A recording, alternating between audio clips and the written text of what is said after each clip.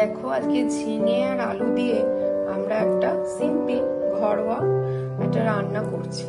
ঝিঙে আলু আর মটর ডালের বড়ি দিয়ে করব, আর সেটাই তোমাদের সাথে শেয়ার করছি। এটা একটা খুব ঘরোয়া একটা রান্না, কিন্তু খুব সুন্দর খেতে হয়। সবসময় তো আমাদের স্পাইসি মানে রেগুলার বেসিস রান্না সেরকম খেতে ভালো লাগে না, কিছু সময় হালকা পাতলাও আমাদের রেগুলার লাইফে খেতে হয় বা খেতে আমরা ভালোবাসিও।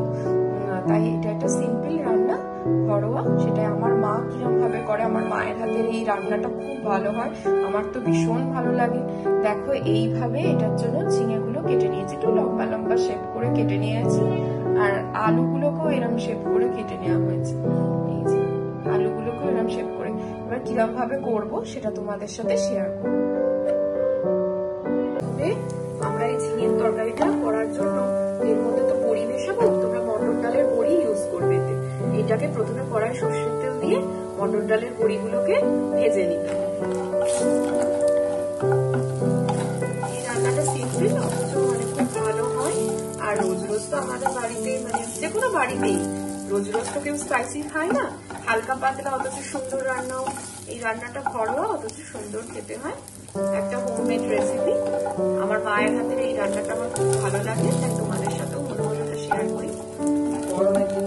হ্যাঁ, গরমের দিনে ঝিঙে খাওয়া খুবই ভালো, খেলে পেট ঠান্ডা থাকে।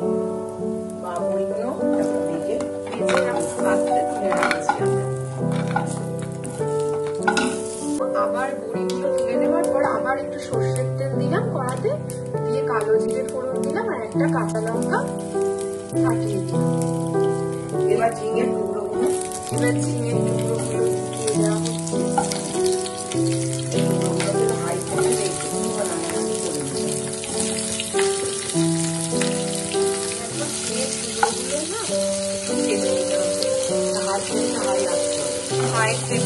ভালো করে কাঁচাতে থাকলে দূর করে কাঁচাতে থাকলে ভালো লাগবে।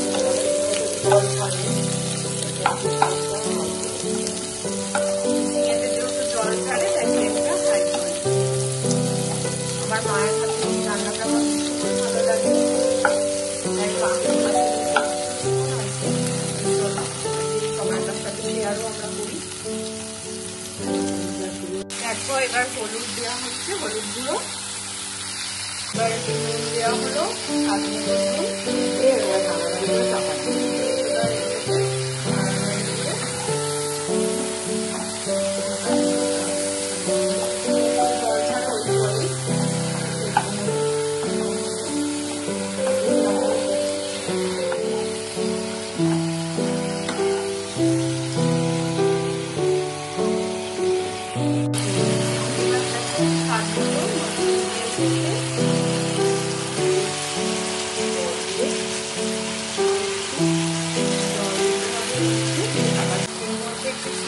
করা হলো।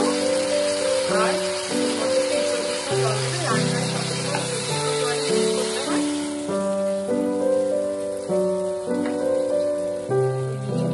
এবার ঢাকা চাপা দিয়ে দেওয়া হবে, আলুগুলো ঝিঙেগুলো তাহলে সেদ্ধ হয়ে যাবে। আর এর মটর ডালের যে বড়াগুলো ভেজে রাখা হয়েছিল, বড়া বা হোক বড়ি হোক, তোমাদের কাছে যেটা অ্যাভেলেবেল থাকবে সেটা দেবে, খেতে খুব ভালো হয়, মিষ্টি মিষ্টি। আর এগুলো দিয়ে এবার ঢাকা চাপা দিয়ে দেবে, সেদ্ধ হয়ে গেলে নামিয়ে নেবে, দিয়ে ভাত ডালের সাথে খাবে, খুব ভালো লাগে। এটা সিম্পল অথচ সুস্বাদু টেস্ট। তো আমাদের বাড়িতে মানে যে কোনো বাড়িতেই আর কি চিকেন মাটন রোজ রোজ স্পাইসি রেসিপি হয় না, এইরকম রান্নারও প্রয়োজন পড়ে। দেখো এবার ঢাকা খুলে দেখছি, খুন্তি দিয়ে একটু দেখে নিলাম যে সেদ্ধ হয়েছে কিনা ঝিঙে বা আলুগুলো, তা দেখলাম সেদ্ধ হয়ে গেছে। এবার একটু কাঁচা তেল ছড়িয়ে আমরা এটা নামিয়ে নেবো। এবার গরম গরম ভাতের সাথে তোমরা এটা পরিবেশন করতে পারো, খুব ভালো লাগবে। আমার কথা শুনে একবার ট্রাই করো এই রেসিপিটা, দিয়ে কমেন্টসে জানিও কেমন খেতে হলো। হ্যাঁ, তোমরা কিভাবে ঝিঙে রেসিপি আর কিভাবে করো সেটাও আমায় কমেন্টসে জানাতে পারো। ভালো থেকো, টেক কেয়ার, বাই।